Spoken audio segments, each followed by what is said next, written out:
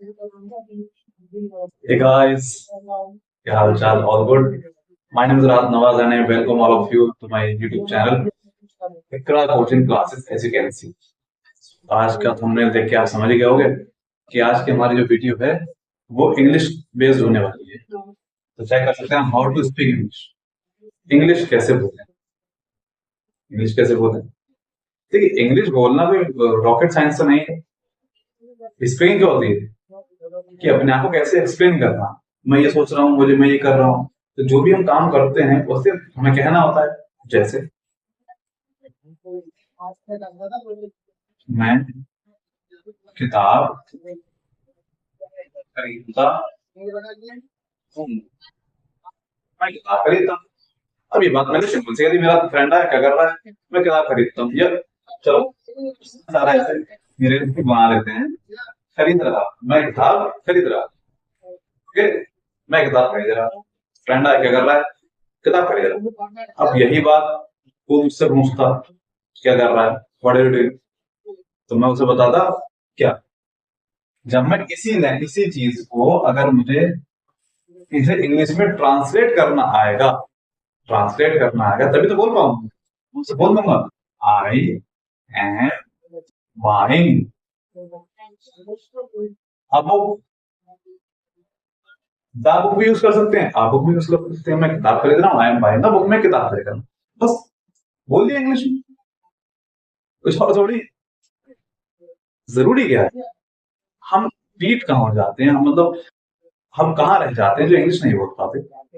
देखिए, इंग्लिश एक लैंग्वेज को अगर आपको हमें हैबिचुअल होना है किसी चीज के लिए, अगर हम चाहते हैं कि वो चीज हमारी आदत में आ जाए, उसके लिए हमें प्रैक्टिस चाहिए, उसके लिए हमें चाहिए प्रैक्टिस। आप कितने भी रूल सीख दीजिए, लेकिन अगर आपकी इंग्लिश बोलने की प्रैक्टिस नहीं है तो हम नहीं बोल। इंग्लिश बोलना अगर अगर इंग्लिश बोलना है, स्पीक मीन्स बोलना है, तो प्रैक्टिस करनी पड़ेगी बोलने की। बोल कैसे पाएंगे, जैसे ये सेंटेंस को पढ़ेंगे, I am buying a book, I am buying a, इस सेंटेंस को 4 से 5 बार बोलेंगे तो हमारा फ्लो है, हमारी टंग और हमारा ब्रेन आपस में कोऑर्डिनेट कर पाएंगे अच्छी तरह से कि हाँ, ब्रेन समझ जाएगा कि हाँ हमें कौन सी बात बोलनी है। फिर उसके लिए हमारी जो टंग है, जुबान जो है, वो हमारी अलर्ट हो जाएगी, हाँ अब ये बात कहनी। आप कितने परफेक्शन के साथ बोल सकते हैं, फिर उसका कोऑर्डिनेशन बनाने के लिए हमें प्रैक्टिस की जरूरत पड़ती है। सबसे ज्यादा अभी जो जरूरी है हमारे लिए, जो बेसिक नीड है, वो है, वो क्या है, वो है ट्रांसलेशन। हमने इससे पहले वीडियो की थी, उसमें बेसिक के बारे में पढ़ा था हमने, तभी मैंने आपको ट्रांसलेशन के बारे में बताया था, और आज भी हम ट्रांसलेशन ही पढ़ेंगे। आप यूट्यूब पे चेक कर सकते हैं, कोचिंग क्लासेस बाय राहत सर में आप जाके चेक कर सकते हैं, जो बेसिक है इंग्लिश की हमारी, कि how to improve English, English को इम्प्रूव कैसे किया जाए। तो वहां पे मैंने वर्ड मीनिंग की बात की थी। वर्ड मीनिंग क्या है, ट्रांसलेशन ही तो है। मैंने लिखा यहाँ पे बाबू, और हिंदी में इसका मीनिंग कर दिया प्याला, तो क्या बोले कि वर्ड मीनिंग तो कहना शुरू कर दिया, ये वर्ड ये मीनिंग है क्या, ट्रांसलेशन ही तो है, प्योर ट्रांसलेशन। ये इंग्लिश है, ये हमारी कॉमन लैंग्वेज जो हम बोलते हैं, है कि नहीं। जैसे टेबल मीन्स मेज या मेज, जो भी कहें, बस ये है, ट्रांसलेशन ही तो है। English is all about translation, and every language has its own grammar and we have to learn and prepare to speak it in a flow। हमें उन रूल्स को सीखना होता है, अपने आप को प्रिपेयर करना होता है एक फ्लो के साथ, ताकि मुझे बोल पाए। यही है ट्रांसलेशन। अब इसी को सीखना है, तो सीखना क्या है, हम हिंदी से शुरुआत करते हैं, तो हम कोई सेंटेंस हिंदी में लिखेंगे, हिंदी में कहेंगे, और उसका हमें ट्रांसलेशन इंग्लिश में कर लेना है। अगर हम परफेक्शन के साथ इंग्लिश में ट्रांसलेशन करने के साथ साथ उसे बोल भी लेते हैं, हमें इंग्लिश आ जाएगी। इंग्लिश कुछ भी नहीं। आपने जैसे गौर किया होगा, जितने भी क्रिकेटर्स होते हैं, ये जितने भी स्पोर्ट्स प्लेयर, मोस्टली हमारे क्रिकेट फेमस है तो हम तो क्रिकेटर्स को जानते हैं। ये क्रिकेटर्स जो होते हैं, ये जब नए नए आते हैं, जैसे कोई मतलब जैसे Kohli, Virat Kohli on level, Virat Kohli, sir Virat Kohli जो है, वो अच्छी फैमिली से बिलोंग करते हैं, हालांकि फैमिली सबकी अच्छी होती है, लेकिन एक बेस होता है, पढ़ाई लिखाई का बेस होता है। सही। अब जैसे हमारा रिंकू शर्मा भी एक अच्छा प्लेयर है, लेकिन उनका बैकग्राउंड इतना अच्छा नहीं कि वो एक अच्छी उन्हें एजुकेशन मिली। तो लेकिन अब जब शुरू में आए थे तब उनकी इंग्लिश इतनी इंप्रूव नहीं थी, लेकिन अब उन्होंने अपने आप को इम्प्रूव किया हो। तो जो उनके साथ वाले जो उनके जो एक तरह से पर्सनालिटी डेवलपर होते हैं, जो उन्हें बताते हैं कि अब आप एक सेलिब्रिटी हो चुके हो, अब आपको ये चीजें सीखनी पड़ेंगी, तो जब उन्हें इंग्लिश सिखाते होंगे तो वो उनसे बस एक ही चीज कहते होंगे बार बार कि आप इस पे गौर कीजिए, बस। बेसिकली ट्रांसलेशन सिखाया, उसके बाद प्रैक्टिस, उसके बाद स्पीक, बस। और कोई बात नहीं, कुछ भी नया नहीं है, तो हमें ट्रांसलेशन ही सीख। ट्रांसलेशन किस बेस पे सीखी जाती है? ट्रांसलेशन करेंगे हम सेंटेंसेस की। तो बेसिकली आज हमें पढ़ना है सेंटेंस के बारे में। मैंने आपको पूरा सिग्निफिकेंस बताया कि ट्रांसलेशन जरूरी क्यों है। सही। देखिए हम चेक करते हैं यहाँ पे सेंटेंसेस। मैं इसमें एक आपको एक क्लैरिफिकेशन कर दूं, बहुत से लोग टेंस को सेंटेंस समझ लेते हैं, जबकि ऐसा नहीं है। ओके, टेंस को वो समझते हैं कि टेंस जो होता है वो सेंटेंस का शॉर्ट फॉर्म होता है। टेंस वो कभी कभी कहते भी हैं हमें टेंस सीखने हैं सर, नहीं, आपको सेंटेंस सीखने हैं, टेंस नहीं सीखने हैं। टेंस एक अलग चीज होती है, आपको सेंटेंस सीखने हैं। ओके, तो सेंटेंस सीखने के लिए अब किस किस टाइप के सेंटेंस होते हैं पहले उस पर गौर कर लेते हैं। मैं आपको सारे हिंदी में लिख के बताता हूँ कि हम किस तरह के सेंटेंसेस जो हम रोजाना बोलते हैं वो कौन कौन से होते हैं। देखिए, मैं जाता, ठीक, मैं जा रहा हूँ, मैं जाऊंगा, मैं कल से पढ़ रहा। कहने का मतलब ये है कि एक इस टाइप के सेंटेंसेस होंगे जिसमें ता है, ती है, ते है आते हैं, एक में रहा, रही, रहे आते हैं, एक में गागी के आते हैं, एक में ये रहा वाला सेंटेंस आता है टाइम के साथ, आपको स्पेसिफिक टाइम दे रहा होगा यहाँ पे। ओके, इसके अलावा एक सेंटेंस होता है मैंने खाना खा लिया है। ये इतने टाइप के सेंटेंस होते हैं मोस्टली। ऊपर ऊपर से अगर हम देखें तो इस टाइप के सेंटेंस होते हैं। ये नहीं कि हमें सिर्फ 5 सीखने हैं। जैसे ये हो गया इंडेफिनिट, इसे क्या बोलेंगे? इंडेफिनिट। ठीक, एक होते हैं कॉन्टिन्यूअस, एक हो जाते हैं फ्यूचर। फ्यूचर बन गया, चलो कोई ना, इसे छोड़ दो। एक हो जाते हैं परफेक्ट कॉन्टिन्यूअस, परफेक्ट कॉन्टिन्यूअस, और एक हो जाते हैं ये। तो हमारे पास भी 4 तरह के सेंटेंसेस ही होते हैं जो हमें मेजर तौर पे सीखने होते हैं। Indefinite, continuous, perfect continuous and in सभी के अंदर अफर्मेटिव आता है, इन सभी के अंदर नेगेटिव आता है, इन सभी के अंदर इंटेरोगेटिव आता है। इंटेरोगेटिव के 2 टाइप हो जाते हैं, यस नो, और एक होता है क्वेश्चन वर्ड वाला। थोड़ा हम कह सकते हैं 4 टाइप होगा, 1 2 3 4। तो इंडेफिनिट के भी 4 टाइप पढ़ने हैं हमें। ठीक है, तो ये हो गया। अब बात करते हैं ये इंडेफिनिट कॉन्टिन्यूअस होते क्या। ये चीजें होती हैं टेंस। देखो जो मैं आपको टेंस बता रहा हूँ, तो टेंस टेंस होता है टाइम। टेंस का मतलब होता है टाइम। टाइम होता है 3, प्रेजेंट, पास्ट, फ्यूचर। ठीक है, तो प्रेजेंट के अंदर हम क्या क्या पढ़ते हैं, पास्ट के अंदर क्या क्या पढ़ेंगे, और फ्यूचर के अंदर क्या क्या पढ़ेंगे। प्रेजेंट में हम इंडेफिनिट पढ़ते हैं, कॉन्टिन्यूस पढ़ते हैं, परफेक्ट पढ़ते हैं, परफेक्ट मतलब परफेक्ट कॉन्टिन्यूस पढ़ेंगे। इसमें भी हम indefinite, continuous, perfect, perfect continuous, indefinite, continuous, perfect and perfect, ये पढ़ेंगे। इन सभी के अंदर 4 4 सेंटेंसेस पढ़ते हैं, यानी कि इसके इंडेफिनिट के 4 पढ़ेंगे, इसके 4 पढ़ेंगे, इसके भी 4 पढ़ेंगे और इसके भी 4 पढ़ेंगे, इसके 4 पढ़ेंगे, इसके 4 पढ़ेंगे, इसके 4 और इसके भी 4 पढ़ेंगे, इसके 4 सेंटेंस, इसके 4 सेंटेंस, इसके 4 सेंटेंस, इसके 4 सेंटेंस। कहने का मतलब क्या है, ये जो 4 सेंटेंस है ये वाला, यानी 4 बोला गया है, यानी कि हम प्रेजेंट के इंडेफिनिट में इन चारों को पढ़ेंगे, कॉन्टिन्यूअस में इन चारों को पढ़ेंगे, परफेक्ट में इन चारों को पढ़ेंगे, परफेक्ट कॉन्टिन्यूअस में इन चारों को। तो इस तरह के हमारे पास एक टाइम से कितने इकट्ठे हो रहे हैं, हमारे पास कितने हो रहे हैं टोटल 16 एंड 16। ओवरऑल टोटल कितना चला जाता है 48। तो हमें कितने टाइप के सेंटेंसेस सीखने हैं, 48 टाइप्स के सेंटेंसेस सीखने हैं। नंबर बड़ा है लेकिन मुश्किल नहीं, आपको सीखना है, आपकी जिम्मेदारी सिखाना है, मेरी जिम्मेदारी। अगर आप पूरे डेडिकेशन के साथ मेरे वीडियोस को फॉलो करते हैं, मुझे फॉलो करते हैं, तो आप बिल्कुल ही डेफिनेटली इन सेंटेंसेस को बहुत ही आराम सीखते हैं।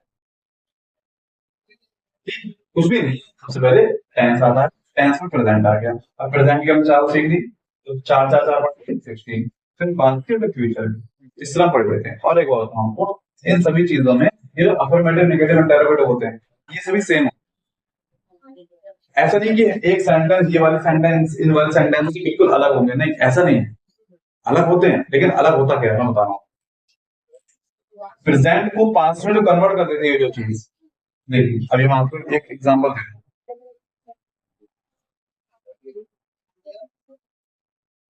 चेक कीजिए, मैंने लिखा वह घर जा रहा, एक सेंटेंस लिखा मैंने, वह घर जा रहा, सब ये सेंटेंस अलग है, ये सेंटेंस अलग है, इसका टेंस अलग है, इसका टेंस अलग है, सही। कितना डिफरेंस आ रहा है और हाँ, बाकी चीजें कैसी हैं से, बस यही है, दो चीजें चेंज होती है, helping verb, helping verb and verb, helping verb and verb, ये दो चीजों में डिफरेंस, ये दो चीजें चेंज होती है, हमारा टेंस चेंज हो जाता है। सेंटेंस दोनों सेम है, ये भी ये भी कॉन्टिन्यूअस का, ये भी कॉन्टिन्यूअस का, ये भी अफर्मेटिव है, ये भी अफर्मेटिव है, टेंस अलग है, ये प्रेजेंट का, ये पास्ट का, तो क्या चेंज होगा, हेल्पिंग वर्ब। और कभी कभी वर्ब चेंज भी नहीं होती, तो क्या चेंज होगा, हेल्पिंग वर्ब चेंज होगा। तो मैं ये कह सकता हूँ आपसे यहाँ पर कि जब आप सेंटेंसेस को सीखेंगे तो एक सेंटेंस का टेंस कब चेंज होता है, तो मैं आपसे कह सकता हूँ every tense has its own helping. हर टेंस की जो हेल्पिंग वर्ब होती है वो अलग, हर टेंस की हेल्पिंग वर्ब अलग, इंडेफिनिट की अलग होगी, कंटीन्यूअस की अलग होगी, परफेक्ट की अलग होगी, परफेक्ट कंटीन्यूअस की अलग होगी, किसके साथ, प्रेजेंट के, फिर इन सब की अलग होंगी और इन सब की अलग, और कुछ भी नहीं, बस यही सेंटेंस हमें सीखने हैं और कुछ नहीं करना है। तो आज हमें जो सेंटेंस सीखना है, आज हम अपनी शुरुआत कर लेते हैं कि हम प्रेजेंट के इंडेफिनिट से स्टार्ट करेंगे, स्टार्ट करते हैं।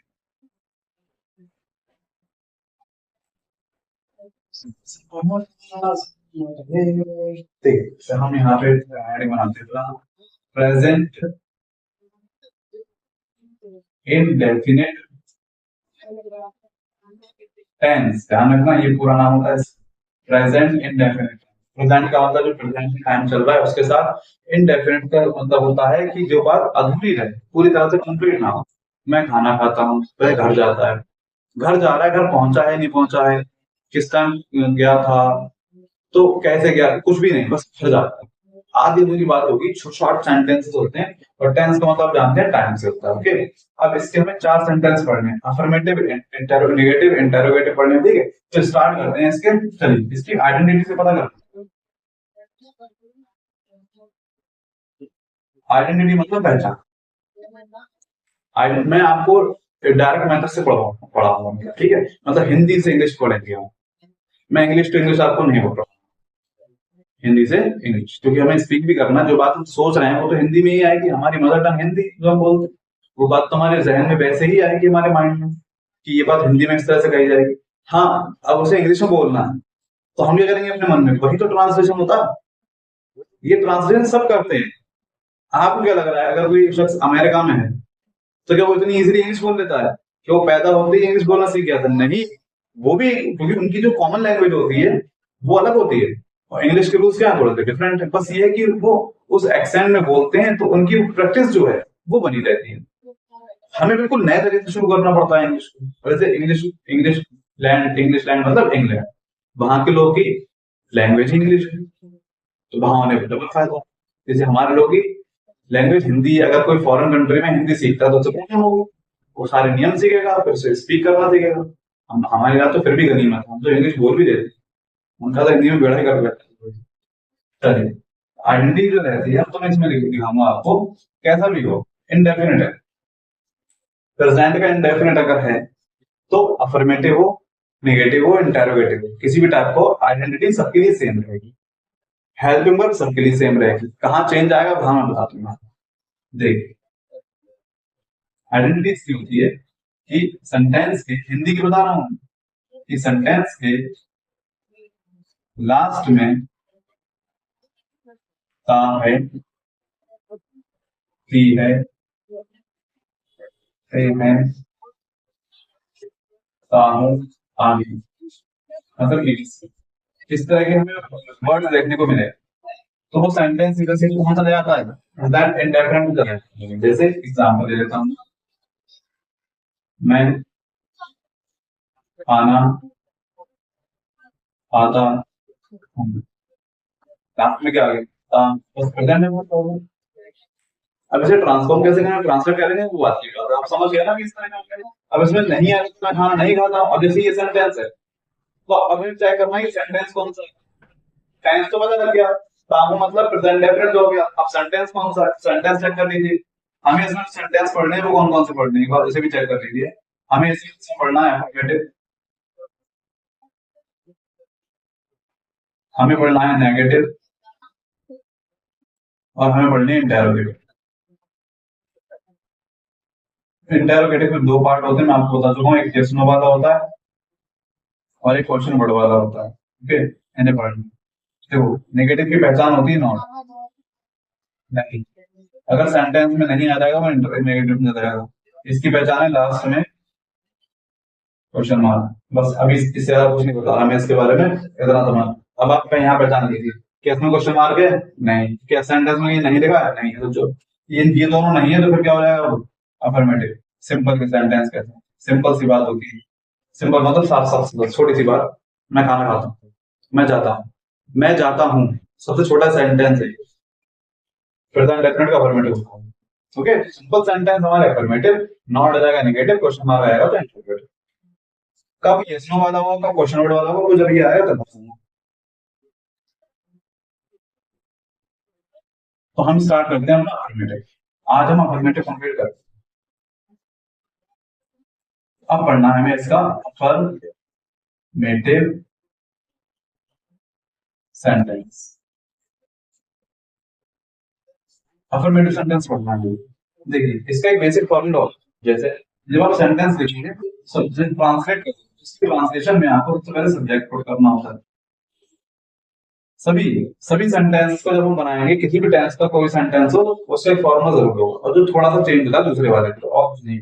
सब्जेक्ट प्लस, देखो, प्रेजेंट इंडेफिनिट के, प्रेजेंट डेफिनेट के अफर्मेटिव में कोई हेल्पिंग वर्ब नहीं है। ये दो तरह के सेंटेंस हैं केवल, 48 टाइप्स देखे थे हमने, उसमें से 2 टाइप्स ऐसे हैं जिसके अंदर हेल्पिंग वर्ब नहीं आएगी, प्रेजेंट एंड पास्ट इंडेफिनिट के अफर्मेटिव में, तो इसमें कोई हेल्पिंग वर्ब नहीं आएगी। अफर्मेटिव आएगा वर्ब की, मतलब सब्जेक्ट प्लस वर्ब की फर्स्ट फॉर्म।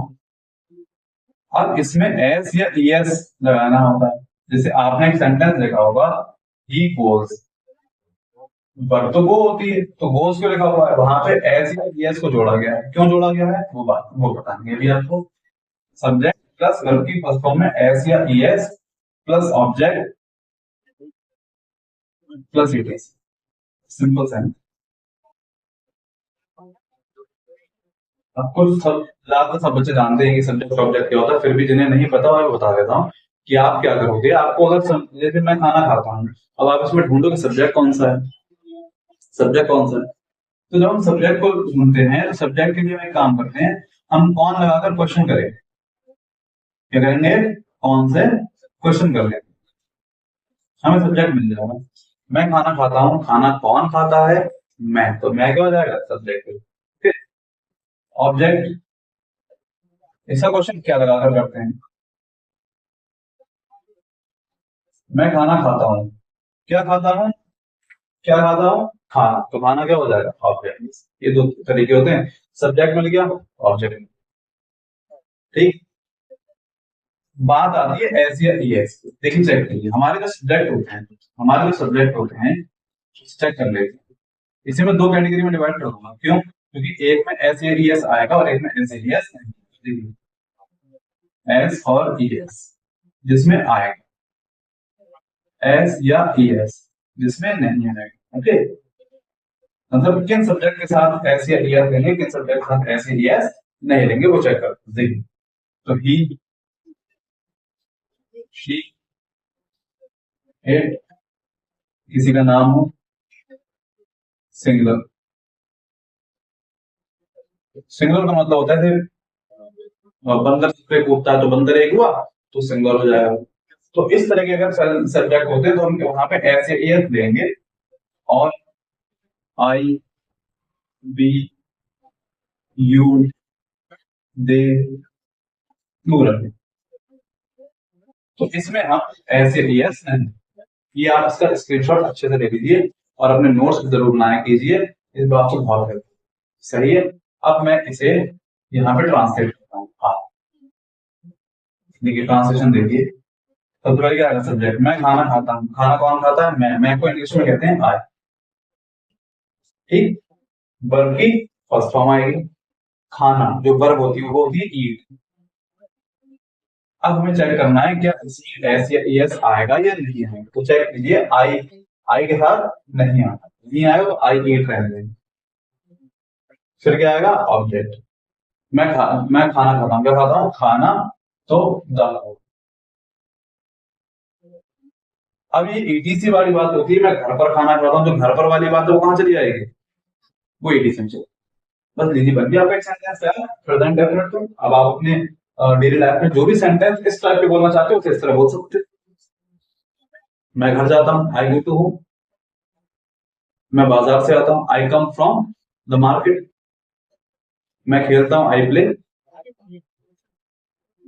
मैं गाना गाता हूँ, आई सिंग अ सॉन्ग। तो इस तरह सेंटेंस बन जाते हैं हमारे। ये देखो ये कहानी रहती है, तो ये किसकी कहानी है, ये है अफर्मेटिव। आज थोड़ा वीडियो लेंथी हो चुका है, मैं जानता हूँ। आज हम बस प्रेजेंट डेफिनेट का हमने अफर्मेटिव कंप्लीट कर दिया। मैं इसका एक सेंटेंस यहाँ पे दो एक सेंटेंस और आपको पढ़ाऊंगा। चलिए यही करते हैं इसी। जी, देखिए देखिए, बंदर छत पर कूदते, बंदर छत पर कूदते। अब इसका बनाना है, मैं ट्रांसलेट कर दूं। तो छत पर कौन कूदते हैं, बंदर। अब बंदर सिंगलर है प्लूरल, कूदते हैं, अगर कूदता होता तो सिंगलर, कूदते हैं तो प्लूरल। तो द मंकीज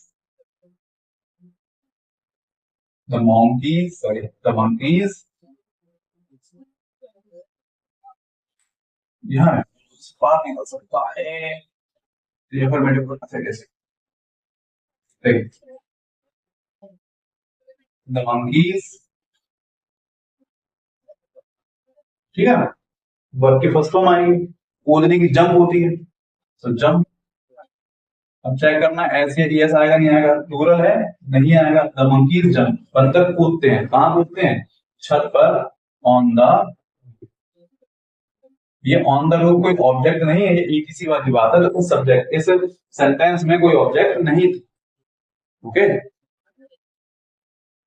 तो अब आज जो हमारे इंग्लिश की जो हमारी क्लास रही वो आपको बहुत अच्छी लगी होगी, अच्छी समझ में आया होगा, उसका स्क्रीनशॉट ले सकते हैं आप। तो प्रेजेंट डेफिनेट का अफर्मेटिव हमने कर लिया, अब आप प्रैक्टिस कीजिए, कुछ सेंटेंसेस बनाइए। और मैं बताऊं आपको, आप एक रीडर की बुक बनाइए इंग्लिश, उसमें ऐसे सेंटेंस ढूंढिए जो इस तरह लिखे, सब्जेक्ट हो लेकिन वर्ब के साथ कोई ऐसे एस ना लगा हो। या फिर हिंदी में देखिए, तो हिंदी में आपको ऐसे सेंटेंस चाहिए, काहे दिए वगैरह आते हैं, उसे आप ट्रांसलेट कीजिए। इस तरह प्रैक्टिस कीजिए, प्रैक्टिस बहुत जरूरी है, प्रैक्टिस तो बहुत ज्यादा जरूरी है। ओके, तो आज की वीडियो को यहाँ रखते हैं, ट्राई करते रहिए और